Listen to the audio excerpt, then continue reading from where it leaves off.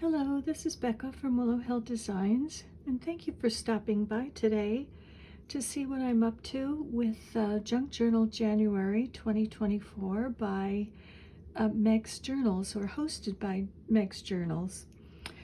Today I'm sharing, let's see what we're up to here, Prompt 20, and Prompt 20 is nature. And so this is what I put together for that page. And I'll just give you a close-up of that. And I just chose an image that I had from a Marjolaine Bastian book that I copied. And this is also from Marjolaine's. Actually, all of these images are from her book. And I just collaged them together because this, to me, epitomizes nature in the spring and probably early summer. Lilies of the valley, a little bird here gathering things for her nest, and these look like some phlox here, and a little bee. These are all things that I cut out from images that I had photocopied and then collaged them on. And some flowers almost looked like pressed flower images that she had in her book. And this is, I think, a plover. It looks like a plover to me, just kind of hiding amongst the leaves there. And then, of course, there was this little image of an egg, looks like a robin's egg. Well, maybe not with the dots.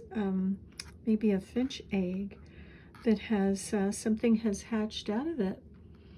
So I loved all of these images, and I thought I would just collage them together. And I went around them like the little egg with my brown pen, just to sort of emphasize the edges so that they didn't blend in so much to the rest of the background.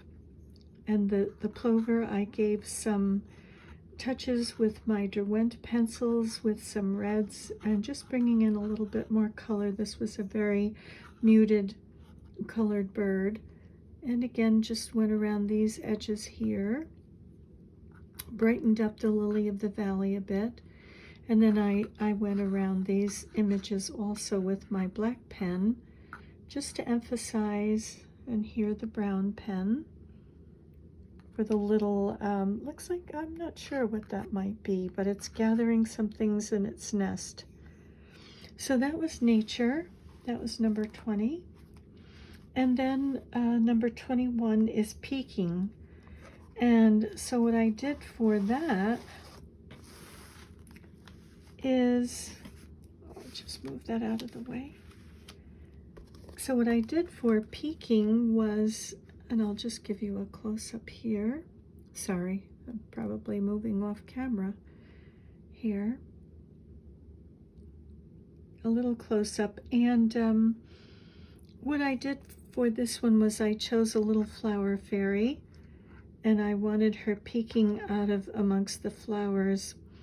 And so firstly, for the background, I just took a piece of watercolor paper, mixed media paper, and I just used my inks to give this some shading. Before I used the ink, I had taken a coffee filter that still had the coffee in it after a pot of perked coffee, and I just stamped kind of, or just touched the coffee filter with the coffee grounds in it all over the page, and it really gave a beautiful look. And as it turned out, I kind of changed the color with the ink. This is Worn Lipstick by Ranger.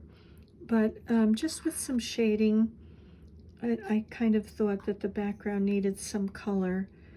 And so then from there, I had these die cuts of these flowers. This is one flower that goes behind. Here's another one that goes behind. And this is kind of like a half circle with these little white flowers on it. That one's superimposed on the top of those.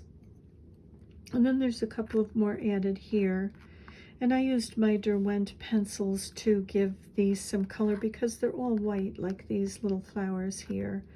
So I just touched these with green, some blue here, some purple, and just did a little bit of outlining with my pen.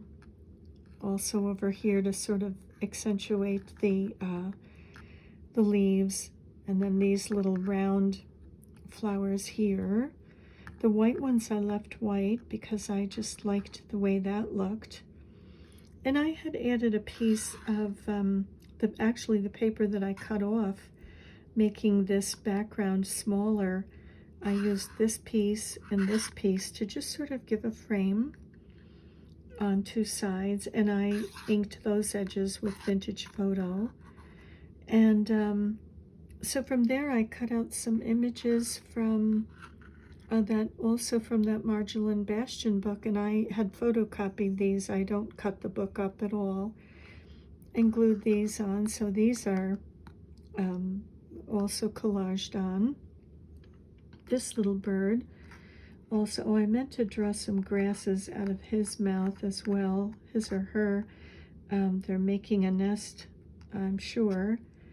This is a mushroom. I think I have these strange little mushrooms in my yard, and I always wonder what they are. I'll have to look them up. And a part of an iris here. I thought that image was pretty. And this is a lily of the valley leaf after, towards the end of, well, early summer, and then later in the summer when it makes the berries. So those are lily of the valley berries, and a dried lily of the valley leaf. So that was my image, my composition for peeking. So this little flower fairy is peeking out from amongst the flowers. So that goes in my book here. And the next one, let's see, the next one was bookshelf. And so for bookshelf, I wasn't quite sure what to do because I don't really have any images. Well, I had these images of books from a Stamperia stamp pad, but other than that, I didn't have much. And I wasn't sure where to go with this. So I did a fabric bookshelf. Let me just move these out of the way. I did a fabric bookshelf, and these are the fabrics. It's all one piece of fabric. I absolutely love this fabric, and it is all bookshelves with books showing the spines and some books showing the face of the book. And the detail on this fabric is really beautiful. I hate cutting it up, but I did. So I cut that. I turned these edges under just because I was going to make a pocket and I didn't want things to fray. And then I also took these images from a Stamperia, as if there's another bookshelf down here with books on it. And in the background, I've glued a cardstock that is weathered wood, whether barn wood or something like that, but I love that look. So for this little pocket, I thought I would put some books in there, and these are some books from the fabric. This is The Red Fairy Book by Andrew Lang. And I love that image. I thought that was so pretty. So I just made a little pocket on the back with a index card, and I inked the back of this, and I put a little image of a bottle with a message in it. And I thought this was a wonderful little spot for a message. And I just drew a little vine on here. So that was one book that goes in there. This is another book, Thumbelina. I loved this when I was a little girl, reading this story. It was so magical. And in this pocket, I made another pocket. I put a little kitty. And this is actually from the same paper that these book images are from. But I just thought she was so cute with her glasses on, whether she's exploring. So she is hiding in that pocket, and there's a little vine that I drew on there as well. just a little decorative vine. And then another book that I chose was Jack and the Beanstalk from this same fabric. And I just drew some lines on the back, 1/4 of an inch apart, and inked the back of this. And again, these were index cards that the fabric is applied to. So a little journaling spot, and another one, Pinocchio, which I loved the colors in this. I thought it was so pretty. And again, the same thing. I drew some lines 1/4 of an inch apart, inked this. So these are some nice journaling spots. And these will tuck right into this little pocket, which is like a little, it's like those little secret bookcases that you press one side and you go into another room. Well, this one, this little pocket has some books in it hiding in there. So that was the books. And let's see, trying to keep my signature in order here is a little bit crazy. Do I have that right? No. That goes like that, and that goes like that. Okay, and then this one is, what was this? Texture. Okay, so for this one, I just glued a piece of cardstock. I love cardstock that looks, I have actually finished walls that look like this with these faux finishes, some that look like marble and some that look like deteriorating walls. And so for texture, I decided to add a lace pocket on there. And this little stamp, you probably can't, I don't know if you can see it, but this little stamp has raised little bumps along the edge. And so I thought that that was more texture. It looks like a stamp. And I just glued that on with this swallowtail butterfly. I think that's what it is. And then this is a kind of like an organza trim, ribbon trim, that someone actually embroidered these leaves with silk embroidery ribbon on here, and a rose. And I just thought the colors and everything went beautifully with this page. And so then I took this little flower fairy image, and this is Tansy. We actually named one of our dogs, one of our little toy poodles, Tansy. That was her name. I like naming our dogs after flowers. And so this is the little Tansy fairy, and she's making a jacket and sewing little tansy flowers on for buttons. I think that's just beautiful. So I just took that and glued that to some cardstock as well. And so that's another little journaling spot for this junk journal. And it goes in like that. And that is the page all together. So this ribbon kind of speaks to these colors, and this in the jacket and the flowers as well. And I just love this, love, love, love this page. So this goes here. And then for the very last page, I guess that goes under. Oh, I'm sure I have it in the wrong order.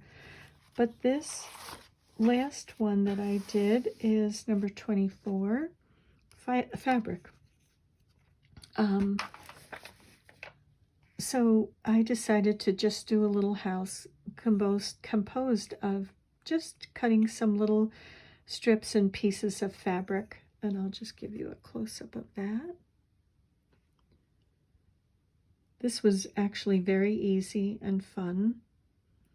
And on the background paper, I didn't put anything down. It's just the paper that the signatures are made of, this kind of a mottled paper.